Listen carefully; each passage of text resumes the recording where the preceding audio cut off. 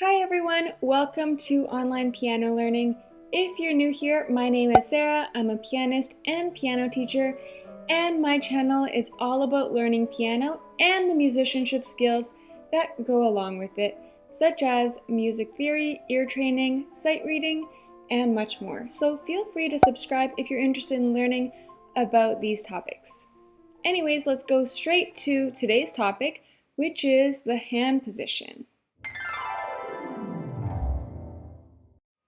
Having a good hand position is crucial to your foundation in piano technique. Some new students sit down at the piano, place their hands, and bam, it's beautiful, perfect right away. But for most students, they require a little bit more adjustment and feedback from a teacher, which is what I'm going to try to help you with.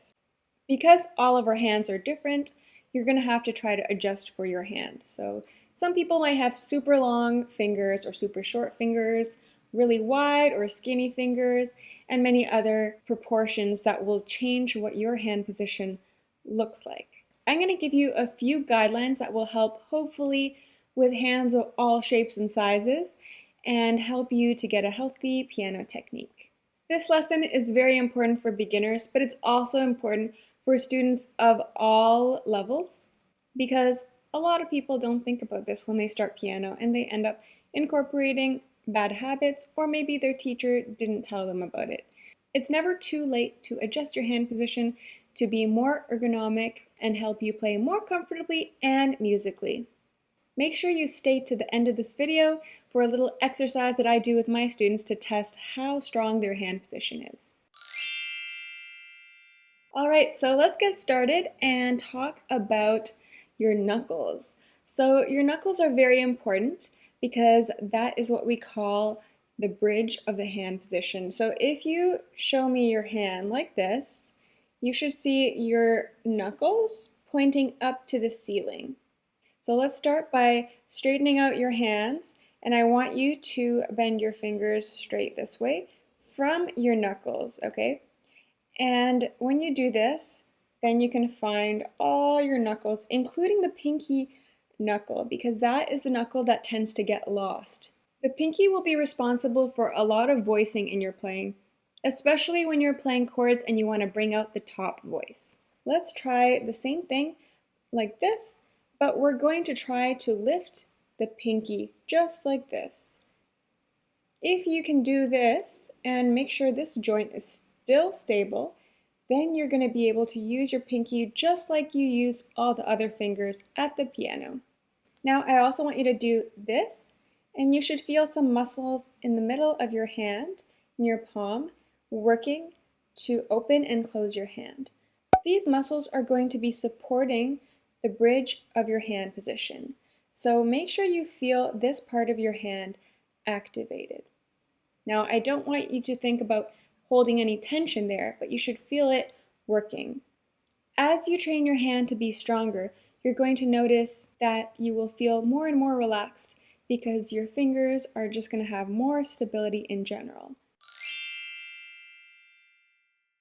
The second thing we're going to talk about today is our fingertips.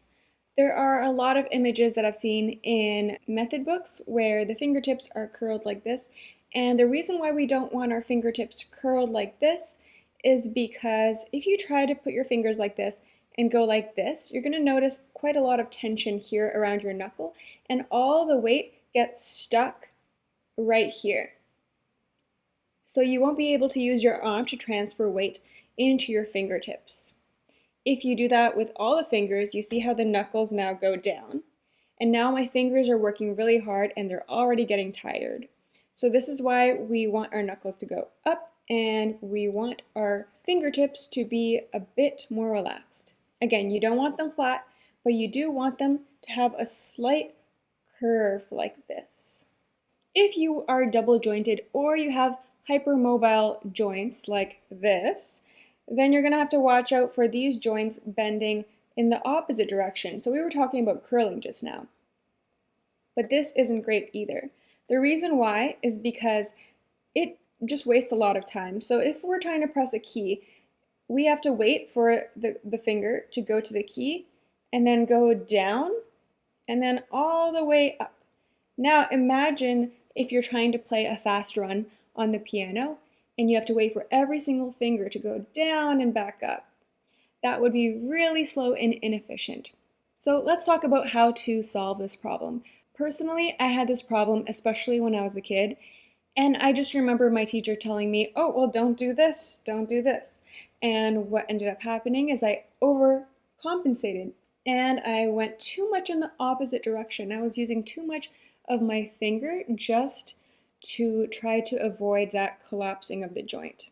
So because that didn't fix my problem, the next thing I did was actually trying to tape my joint so it doesn't fall down, and spoiler alert, it did not work. So please don't try that at home. It doesn't help. Now let's talk about what I actually did to fix the problem. Essentially what I did is, instead of curling it this far, what I did is I made I call it a micro bend in my joint right here. So if I straighten my joint, it looks like this. But if I slightly bend it, now it looks like this. So I have a slight bend here. If I poke my other hand, you're going to see that my finger is nice and strong and it's not collapsing because of this joint now being in control. But it is not tense, whereas when I was doing this, it was causing tension right there. So I want you to try this if you have that problem. So hopefully that'll help you if you are more on the double jointed side. Now, the next thing we're going to talk about today is very important, and that is our wrist. There are many different schools of thought when it comes to playing the piano with the wrist. There are some schools of thought that just go like this on every single note, and then some people teach no movement in the wrist. I like to teach a neutral wrist, but a relaxed wrist. So obviously we're not going to be stuck like this forever. There are some times where you release a chord and you need some movement in your wrist, right? But you don't want to be doing this all the time for every note. It's just not time efficient. And when you need to stay close to the keys and go really fast, that will not work. Let's start by putting your hand like this. And I want you to do this. Okay, so this is what happens when we have a low wrist. If you feel any tension there, that is because all this weight from our arm is now being trapped right here. It's like a little wall. And when we do a high wrist, it's the same thing. So again, all this weight gets trapped here. So if I move my fingers around, then I'm just working my fingers. My arm can't help me at all there. So that's why I want you to try to find a nice and relaxed neutral wrist. Now the wrist is a tricky thing to teach because I can't see inside your wrist and only you can feel what your wrist feels like. However, people will be able to hear the difference between a stiff wrist and a relaxed wrist. So let's talk about what it feels like. If you put your hand like this and shake it out so it's nice and relaxed and put it into a neutral position, and I want you to take your other hand and put one finger on each side. If you can relax your wrist like this, make it nice and floppy. If it feels like a rock, that means you need to relax your wrist more. So just shake your hands out and I want you to make sure you get that loose feeling. The reason why we want this feeling in our wrist is so that we can transfer weight from our body into our arm, into our hand, into our fingertips, which leads to the piano key. If we have that rock feeling in our wrist, then it's the same effect as when we did this and did this, right? The weight will stop there, it'll get blocked off. So I do want you to be mindful about that and try to train your wrists to have that open feeling. A good way to do this is to do some slow practicing and really think about the feeling in your wrist all the time. When we're playing fast, if we're not quite ready for a tempo, sometimes our wrist just locks up because it can't keep up. So practice at a slow, relaxed tempo until you get that feeling in your wrist. The last tip that I have for you today is one that I briefly mentioned in my video about good posture at the piano. So if you haven't watched this video, here's a link right here and you can take a look at it afterwards. A common problem that I see all the time in adult students is that their hands are not rotated towards the thumb. So they're leaning towards the pinky, and their pinky has a lot of weakness because this joint cannot be used if we're leaning on the pinky like this. Usually this is due to a problem in the elbows. So if you have the elbows glued to your body, you're going to lean this way. So you want to relax your elbows to rotate a little bit more towards the thumb. So that way your knuckles will be facing the ceiling. And again, avoid doing this because this means that your upper arm is going to work really hard, and that's too much energy. So if I do this, I cannot use my pinky to voice things. If I relax my elbows, then now I can use that pinky joint to play with my pinky just like I do in all the other fingers. Now let's get to an exercise that I do with my students to test how strong their hand position is. So what I usually do is I ask my students to get a coin or an eraser or something, put it on their hand, and ask them to just play a simple C major scale and try to balance it on their hand. So just keeping their fingers as close to the keys as possible. Now make sure that when you do this, you don't try to do this to keep the coin on your hand. And if you lose track of it, just keep on going. Who cares if you drop it? I want you to be especially mindful about your wrist.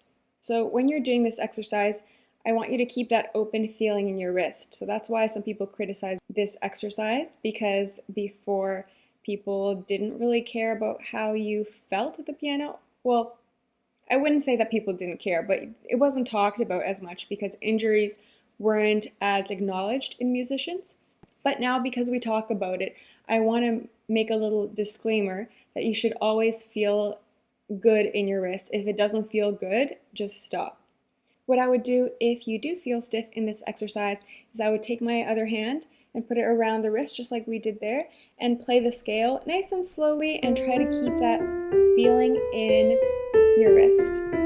I would just like to add that just because you are learning this hand position, it doesn't mean that you're always going to be stuck like this when you're playing at the piano. Of course, sometimes we do stretch to play octaves or big chords, and something that you should think about if you're playing big octaves or chords, sometimes it will feel stretchy, especially if you have small hands, but I want you to try to think about the rotation and see if that can help you get a better balance in your hand. So knuckles facing upwards as much as they can so they don't slope like this when you're stretching too much. I also recommend that you record yourself once in a while so that you can check up on your hand position and how it's looking. You don't have to use anything fancy, just your phone, iPad, laptop, or whatever you have, just to see what it looks like, and that way you can make some adjustments if there's anything that you didn't catch. I hope this video was helpful for you. If you enjoyed this, don't forget to give me a like and subscribe if you're looking for more content just like this. Thanks so much for watching, and I'll see you in the next video.